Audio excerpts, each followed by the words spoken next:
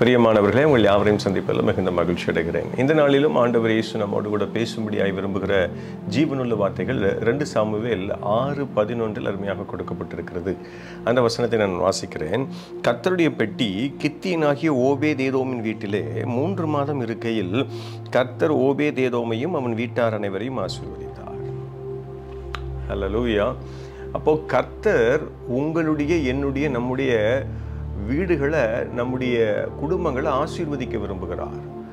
ஆசீர்வதிக்க வேண்டுமேனா கர்த்தருடைய பெட்டி அங்கே தங்கி இருக்க வேண்டும் என்று சொல்லி வேதம் இங்கே நமக்கு காண்பித்து கொடுக்கிறத பார்க்க முடிகிறது.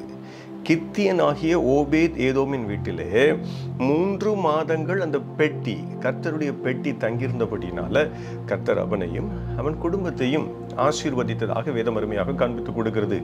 கர்த்தருடைய பெட்டி என்றால் என்ன? கர்த்தருடைய பெட்டி என்பது உடன்படிக்கை பெட்டி என்றும் அழைக்கப்படுகிறது, சாட்சியின் பெட்டி என்றும் அழைக்கப்படுகிறது.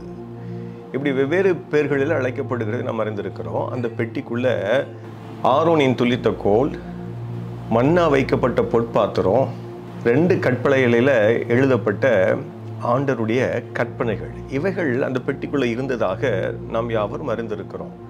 ஆனால் இன்றைக்கு கர்த்தர் சற்று ஆழமாக நமக்கு சில காரியங்களை காண்பித்து கொடுக்கும்படியாக விரும்புகிறார். இந்த கர்த்தருடைய பெட்டி என்பது அன்றைக்கு மோசே இஸ்ரவேல் ஜனங்களை வழிநடத்தின பொழுது எவ்வண்ணமாக அவர்களோடு இருந்து அவர்களுக்கு உதவி செய்தது என்பதை வேதம் அருமையாக காண்பித்து கொடுக்கிறார். அதற்கென்று ஒரு ஆதாரமாக ஒரு வசனத்தை நான் வாசிக்கிறேன். என்னாகமம் 10ஆம் அதிகாரம் 33வது வசனத்தை எடுத்து வாசித்து பார்க்கும்போது வேதம் ரொம்ப அருமையாக சொல்லுகிறது. அவர்கள் கர்த்தருடைய பர்வதத்தை விட்டு 3 நாள் பிரயாணம் போனார்கள். 3 நாள் பிரயாணத்திலும் கர்த்தருடைய உடன்படிக்கை பெட்டி அவர்களுக்கு இளைப்பாறும் ஸ்தலத்தை தேடி காட்டும்படிக்கு அவர்கள் முன் சென்றது. ஹல்லேலூயா.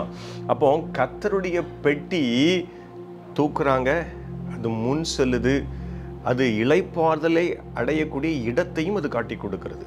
நீங்கள் என்னாகும் 10ஆம் அதிகாரம் 33லிருந்து 36 வரைக்கும் நம்ம வாசித்து தியானிப்போமே, ஆனால் அதற்குரிய காரியங்கள் வேதம் அருமையாக நமக்கு காண்பித்து கொடுக்கிறது.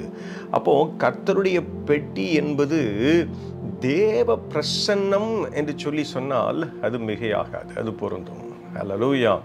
அப்போ கித்தியனாகிய ஓபேதேதோமின் வீட்டிலே கர்த்தருடைய பெட்டி இருந்தது, அதனால் அவனும் அவன் வீட்டாரும் ஆசீர்வதிக்கப்பட்டார்கள் என்பதை வேதம் நமக்கு காண்பித்து கொடுக்கிறது. அப்போ கர்த்தருடைய பெட்டி தேவ பிரசன்னத்தை கொண்டு வருகிறதாக இருக்கிறது. ஆமென்.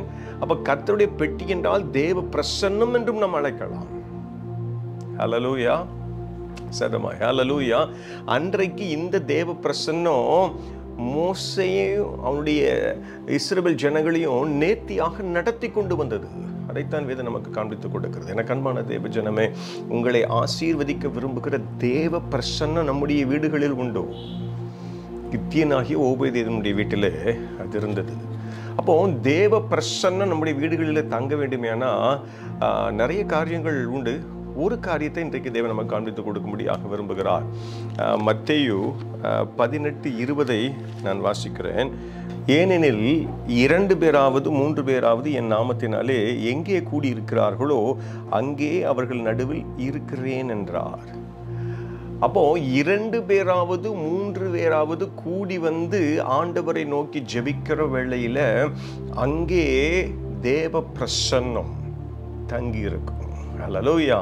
தேவ ஆவியானவர் அசைவாடுவேன் என்று சொல்லி வாக்கு கொடுக்கிறார்.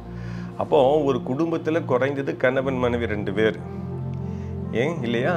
அப்படி இல்லைன்னா பெற்றோர்களும் பிள்ளைகளும் குறைந்தபட்சம் 2 பேர் இருப்பாங்க. அதிகபட்சம் கர்த்தர் உங்களுக்கு தந்திருக்கிற ஆசீர்வாதம் 3 இருக்கலாம், 4 இருக்கலாம். பெற்றோர்கள், பெரிய குடும்பமாக இருந்த பெற்றோர்கள், பிள்ளைகள், ஆமென், தாத்தா பாட்டி எல்லாமே சேர்ந்துருப்பாங்க இல்லையா? அப்போ 2-3 பேர் கூடி ஜெபிக்கிற எந்த இடத்திலும் தேவனுடைய பிரசன்னம் தங்கி இருக்குமா? ஹல்லேலூயா. அப்போ கித்தியனாகிய ஓபேதேதோமினுடைய வீட்டில் தேவனை நோக்கி பார்க்கிற உணர்வுள்ள இருதயம் அவனுக்கும் அவனுடைய குடும்பத்தாருக்கும் இருந்திருக்க வேண்டும். ஆகவே தான் பெட்டி அங்கே தங்குகிறது, தேவ பிரசன்னம் அங்கே அசைவாடுகிறது. ஆகையால் அவனும் அவன் குடும்பத்தாரும் ஆசீர்வதிக்கப்படுகிறார்கள். எனக்கு அன்பான சகோதரி, சகோதரி, எனக்கு அன்பான தேவ ஜனமே, உங்களுடைய குடும்பங்களில், உங்களுடைய இல்லங்களில் தேவ பிரசன்னம் தங்கி இருக்கிறதா? தேவ பிரசன்னம் தங்க வேண்டுமேயானா குடும்பமாய் கூடி ஜெபம் பண்ணுவோம். குடும்ப ஜெபம் இருக்கிற இடத்துல தேவ பிரசன்னம் தங்கும். தேவ பிரசன்னம் தங்குமேயானா கித்தியனாகிய ஓபேதேதோமை கர்த்தர் ஆசீர்வதித்தது போல உங்களையும் ஆசீர்வதிக்க உண்மையுள்ளவராக இருக்கிறேன் என்று சொல்லி சொல்கிறார். ஆண்டுடைய சமூகத்தில் கேட்போமா? ஆண்டவரே, தேவ பிரசன்னத்தினால எங்களையும் எங்களுடைய குடும்பத்தை நிரப்புங்கன்னு சொல்லி கேட்போமா? கண்களும் ஆண்டவரே, நாங்கள் நன்றி செலுத்துகிறோம். இந்த ஆசீர்வதிக்கப்பட்ட மனமகிழ்ச்சியின் வேளையில் சகோதர சகோதரிகளாக, குடும்பத்தின் பிள்ளைகளாக, சபையாக நாங்கள் வந்து நிற்கிறோம். கித்தியனாகிய ஓபேதேதோமின் வீட்டை கர்த்தர் ஆசீர்வதித்தீர். அதற்கு காரணம் கர்த்தருடைய பெட்டி. கர்த்தருடைய பெட்டி என்பது தேவ பிரசன்னத்தை உள்ளடக்கியதாக இருக்கிறது என்பதை பழைய ஏற்பாட்டில் என்னாகும் புத்தகத்தின் மூலமாக நாங்கள் அறிந்து கொள்ள கர்த்தர் கிருபை செய்கிறீர். நன்றி செலுத்துகிறோம். எங்களுடைய குடும்பங்களிலும் ஆண்டவரே உங்களுடைய தேவ பிரசன்னம் தங்கி தாபரிக்கட்டும். அதன் மூலமாக ஆசீர்வாதங்களை நாங்கள் பெற்று அனுபவிக்க கர்த்தர் எங்களுக்கு உதவி செய்யுங்க. செய்கிறபடினால நாங்கள் நன்றி மாத்திரம் செலுத்துகிறோம். இந்த நாளுக்கான நிறைவான ஆசீர்வாதத்தை தாங்க உடைய நாமம் மகிமைப்படுவதாக. ஏசப்பாவின் இன்ப நாமத்தில் ஜெபிக்கிறேன். ஜெபங்களும் எங்கள் ஜீவனுள்ள நல்ல பிதாவே, amen. Thank you. God bless you all.